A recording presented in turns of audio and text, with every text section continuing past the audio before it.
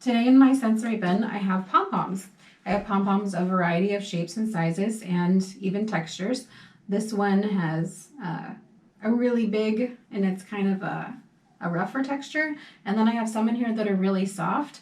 I like to start with pom-poms for most of the kids that I work with. And there's a couple of reasons for that.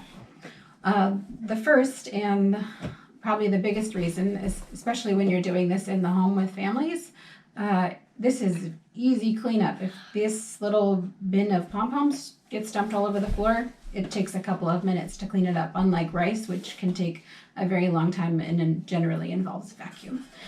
The second reason is that if a kiddo puts this in their mouth, it's easily retrieved. I might not use the small ones if a kiddo is prone to mouthing things, but the bigger ones I don't worry so much about.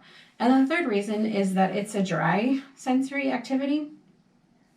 Touch sensory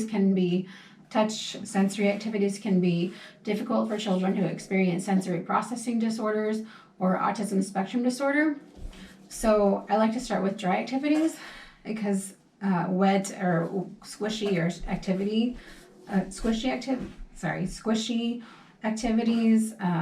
things that are sticky can be harder for kids who experience sensory processing disorders or autism. So I like to start with a nice, safe, dry activity that's easy cleanup. Some of the tools that I like to use are anything that's available in the kitchen. These I happen to have from having been a preschool teacher for a very long time before I entered the field of early childhood special education. But you can use straws or anything, or even a kitchen spoon to scoop. And that allows you to kind of go slow and follow your child's cues during the activity.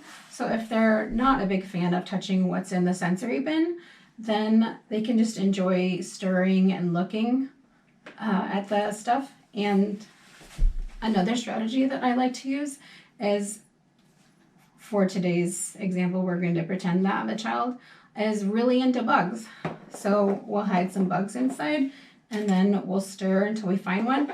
And then sometimes we'll get some incidental touching, which is where a child's hands will touch the stuff that's in the sensory bin, and they don't mind so much because we are digging for something that's of a special interest to them. I also like to use bowls and cups we can scoop and pour. And as we're building our capacity, we can add other play items and fine motor items such as this, which you can find on Amazon as a child builds their fine motor skills.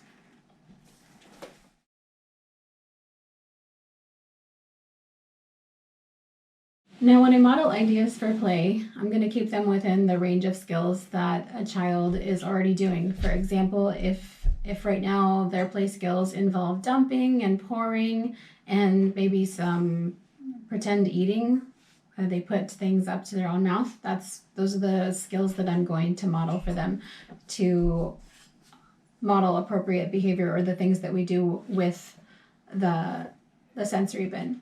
A common question that I get when working with the sensory bin is, what do I do when the child, or my child or a child that I'm working with, starts tossing the items in the sensory bin?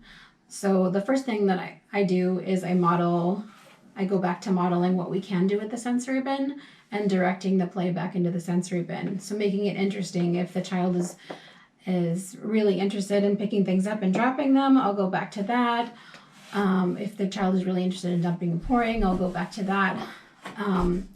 And after this, if this does not work after multiple attempts, then just simple cause and effect. Okay, it looks like we're done playing in the sensory bin, and then we'll close it for a little while and go back to trying it again later when the child has had a little bit of an opportunity to calm down and is re-regulated. If you have any other questions about sensory bins, please feel free to reach out to me, and I will see you next time.